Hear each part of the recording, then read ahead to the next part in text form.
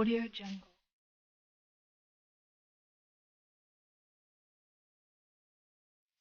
Bilal Muhammad expects Leon Edwards to push for Jorge Masvidal fight next. It's terrible, but I know it's going to happen.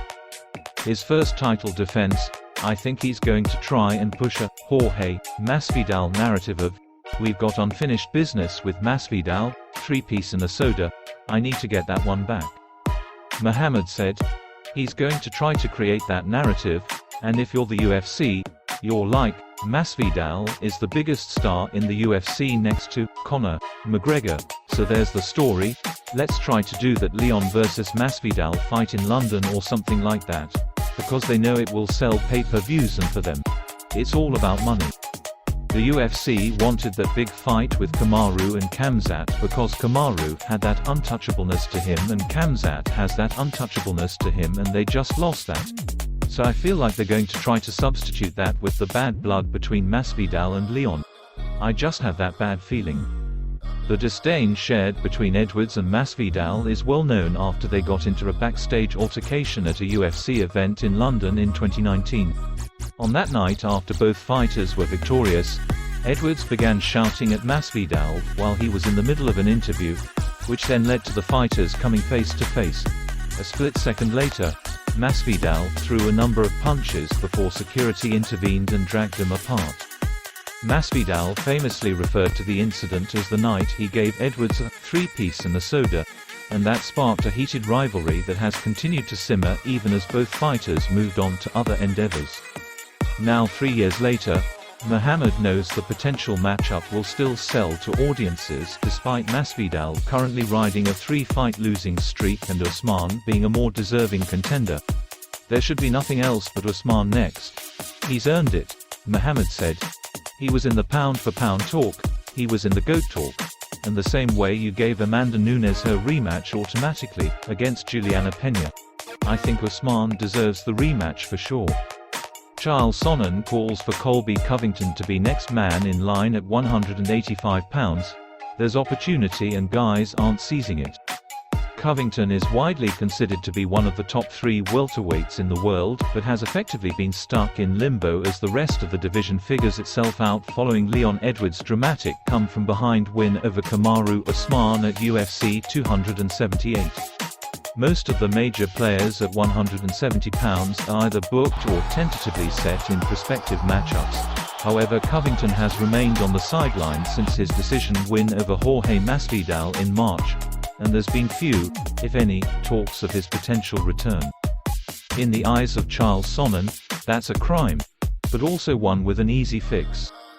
Colby Covington is the clearest #1 contender that this sport has, but he doesn't get to fight for the title, Sonnen said on the MMA Hour.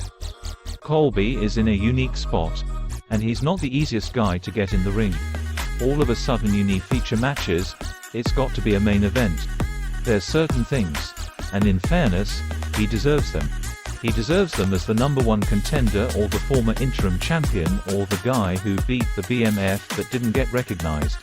I think to get Colby, you're going to have to make that promise of a title shot being next.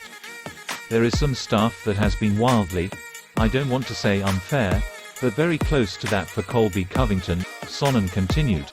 I think you're going to have to sweeten the pot to get him in there. And there's not a lot of players left on the board. We're told that Gilbert Burns is going to be busy with Jorge Masvidal, I know that story goes back and forth. But Bilal Muhammad is busy with Sean Brady. I just think there's opportunity right now, Sonnen concluded. I think there's opportunity and guys aren't seizing it. Francis Ngannou targeting 2023 for return, says boxing goals aren't dependent on Tyson Fury. Francis Ngannou echoed the words of coach Eric Nicksick on Friday, revealing that a return in late 2022 is likely not an option as the UFC heavyweight champion continues to recover from March surgery to repair his right ACL and MCL following his latest title defense. I would think more like the beginning of next year, to return, because I'm 5.5 months post-surgery, and I'm not very strong on that knee yet, Ngannou told ESPN ahead of UFC Paris.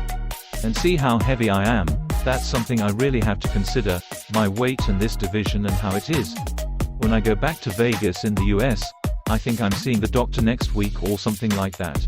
So I'm going to have his opinion and I just need to keep doing the physical therapy. They both have to be in agreement to when I should at least start training just to get in shape, then we'll be able to consider a fight. Ngannou, 35, has been sidelined since January's UFC 270 event, which saw him defeat UFC Paris headliner Cyril Gane via unanimous decision in a title unification match. The Predator said Friday that he is currently unable to train and has a lengthy road still ahead of him in order to get back into fighting shape. In the past 7 months I haven't really done anything, so I'm kind of very out of shape. Very out of shape. The most that I've ever been, Ngannou said. Nick Sick, Ngannou's head coach, recently told MMA Fighting that the team believes early 2023 to be the most likely target for Ngannou's return, and they still covet a potential fight against John Jones, the former UFC light heavyweight champion who is expected to make his heavyweight debut before the end of 2022.